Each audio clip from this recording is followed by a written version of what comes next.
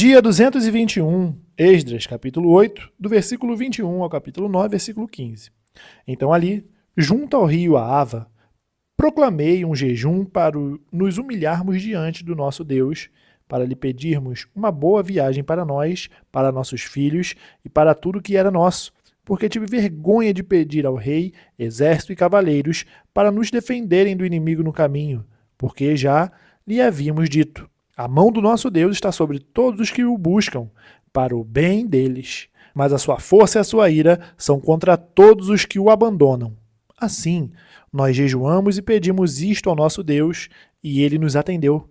Então separei 12 dos principais sacerdotes, isto é, Serebias, Razabias e 10 dos seus irmãos. Pesei-lhes a prata, o ouro e os utensílios que o rei, os seus conselheiros e os seus príncipes e todo Israel que ali estava tinham contribuído para o templo do nosso Deus.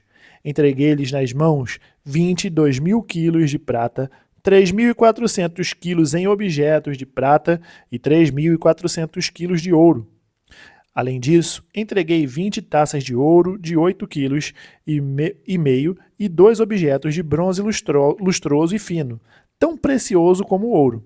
Então eu lhes disse: vocês são santos ao Senhor, e santos são estes objetos, bem como esta prata e este ouro. Oferta voluntária ao Senhor, Deus dos seus pais.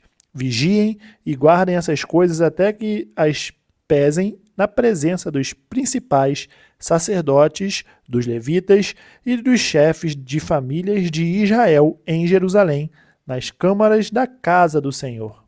Então os sacerdotes e os levitas receberam a prata, o ouro e os objetos para os trazerem a Jerusalém, ao templo do nosso Deus.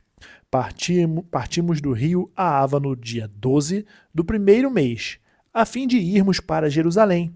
E a mão do nosso Deus estava sobre nós, e nos livrou das mãos dos inimigos e dos que nos armavam ciladas pelo caminho. Chegamos a Jerusalém e descansamos 3 dias. No 4º dia, pesamos no templo do nosso Deus a prata, o ouro e os objetos, e os entregamos a Meremote, filho do sacerdote Urias. Com ele estavam Eleazar, filho de Finéias, e os levitas Josabade, filho de Jesua, e Noadias, filho de Binui. Tudo foi contado e pesado, e o peso total foi imediatamente registrado. Os exilados que voltaram do cativeiro ofereceram holocaustos ao Deus de Israel: 12 novilhos por todo Israel, 96 carneiros, 77 cordeiros, e como oferta pelo pecado, 12 bodes. Tudo em holocausto ao Senhor. Então deram as ordens do rei aos seus sátrapas e aos governadores da região deste lado do Eufrate, e estes ajudaram o povo na reconstrução da casa de Deus. Acabadas estas coisas, alguns dos chefes vieram falar comigo, dizendo: o povo de Israel, os sacerdotes e os levitas não se separaram dos povos de outras terras e de suas abominações, isto é, dos cananeus, dos heteus, dos ferezeus, dos jebuseus, dos amonitas, dos moabitas, dos egípcios e dos amorreus. Tanto eles como os seus filhos casaram com mulheres desses povos, e assim a linhagem santa se misturou com os povos dessas terras. Os chefes e os magistrados foram os primeiros a cometer esse pecado. Quando ouvi isso, rasguei as minhas roupas e o meu manto, e arranquei os cabelos da cabeça e da barba, e me sentei perplexo. Então se reuniram em volta de mim todos os que tremiam diante das palavras do Deus de Israel, por causa da transgressão dos que tinham voltado do cativeiro. Porém eu permaneci sentado, perplexo até a hora do sacrifício da tarde. Na hora do sacrifício da tarde, levantei-me da minha humilhação, com as roupas e o manto já rasgados, me pus de joelhos, estendi as mãos para o Senhor meu Deus e disse: meu Deus, estou confuso e envergonhado para levantar a ti a face, meu Deus, porque as nossas iniquidades se multiplicaram sobre a nossa cabeça e a nossa culpa chega até os céus. Desde os dias dos nossos pais até hoje, estamos em grande culpa, e por causa das nossas iniquidades, nós, os nossos reis e os nossos sacerdotes foram entregues aos reis de outras terras, à espada, ao cativeiro, ao roubo e à vergonha, como hoje se vê. Agora, por um breve momento, se manifestou a graça do Senhor nosso Deus, deixando que alguns escapassem, dando-nos estabilidade no seu santo lugar. Assim, iluminaste os nossos olhos, ó nosso Deus, e nos deste um pouco de vida em meio à nossa servidão. Porque éramos escravos, mas o nosso Deus não nos abandonou em nossa servidão. Pelo contrário, estendeu sobre nós a sua misericórdia e achamos favor diante dos reis da Pérsia para revivermos, para levantarmos o templo do nosso Deus, para restaurarmos as suas ruínas e para nos dar um muro de segurança em Judá e em Jerusalém. Agora, ó nosso Deus, que diremos depois disto? Pois deixamos os teus mandamentos, que ordenaste por meio dos teus servos, os profetas, dizendo: a terra em que vocês estão entrando, para dela tomar posse, é terra impura por causa da impureza dos seus povos, por causa das coisas abomináveis com que na sua corrupção eles encheram a terra de uma extremidade à outra. Por isso, não deem as suas filhas em casamento aos filhos deles, nem escolham para seus filhos mulheres do meio das filhas deles. Jamais procurem a paz e o bem desses povos, para que vocês sejam fortes e comam o melhor da terra, e a deixem como herança aos filhos de vocês para sempre.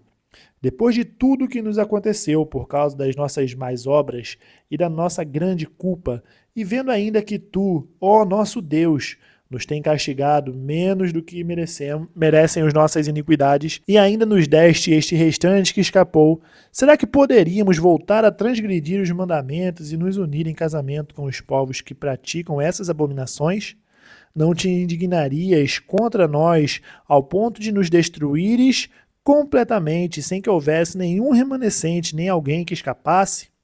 Ó Senhor, Deus de Israel, tu és justo, pois somos o restante que escapou, como hoje se vê. Eis que estamos diante de ti com a nossa culpa, porque não há ninguém que possa estar na tua presença por causa disto. 1 Coríntios, capítulo 5, do versículo 1 ao 13. Ouve-se por aí que entre vocês existe imoralidade, e imoralidade tal como não existe nem mesmo entre os gentios, isto é, que alguém se atreva a possuir a mulher de seu próprio pai.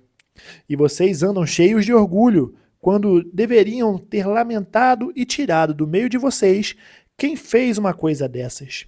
Eu, na verdade, ainda que fisicamente ausente, mas presente em espírito, já sentenciei, como se estivesse presente, o autor de tal infâmia. Em nome de nosso Senhor Jesus, reunidos vocês e o meu espírito, com o poder de Jesus, nosso Senhor, que esse tal seja entregue a Satanás para a destruição da carne, a fim de que o espírito seja salvo no dia do Senhor. Não é bom esse orgulho que vocês têm. Por acaso vocês não sabem que um pouco de fermento leveda toda a massa? Joguem fora o fermento velho, para que vocês sejam nova massa, como de fato já são, sem fermento. Pois também Cristo, nosso Cordeiro Pascal, foi sacrificado. Por isso, celebramos a festa não com velho fermento, nem com o fermento mau e da maldade, mas com pão sem fermento, o pão da sinceridade e da verdade. Na outra carta, já escrevi a vocês que não se associassem com os impuros. Refiro-me com isto não propriamente aos impuros deste mundo, aos avarentos, ladrões ou idólatras, pois neste caso vocês teriam de sair do mundo. Mas, agora, escreva a vocês que não se associem com alguém que, dizendo-se irmão, for devasso, avarento, idólatra, maldizente, bêbado ou ladrão, nem mesmo comam com alguém assim, pois com que direito haveria eu de julgar os de fora? Mas será que vocês não devem julgar os de dentro? Os de fora, esses Deus julgará. Expulsem o malfeitor do meio de vocês. Salmos capítulo 31, no versículo 1 a 8. Em ti, Senhor, me refugio. Não seja eu jamais envergonhado. Livra-me por tua justiça. Inclina-me os ouvidos. Livra-me depressa. Sê o meu castelo forte, cidadela fortíssima que me salve. Porque tu és a minha rocha e a minha fortaleza. Por causa do teu nome, tu me conduzirás e me guiarás. Tira-me do laço que as escondidas me armaram, pois tu és a minha fortaleza. Nas tuas mãos entrego o meu espírito. Tu me remiste, Senhor, Deus da verdade. Tu detestas os que adoram ídolos vãos. Eu, porém, confio no Senhor. Eu me alegrarei e regozijarei na tua bondade, pois tens visto a minha aflição. Conheceste as angústias de minha alma e não me entregaste nas mãos do inimigo. Firmaste os meus pés em lugar espaçoso. Provérbios, capítulo 21, do versículo 1 ao 2. Como correntes de águas, assim é o coração do rei na mão do Senhor.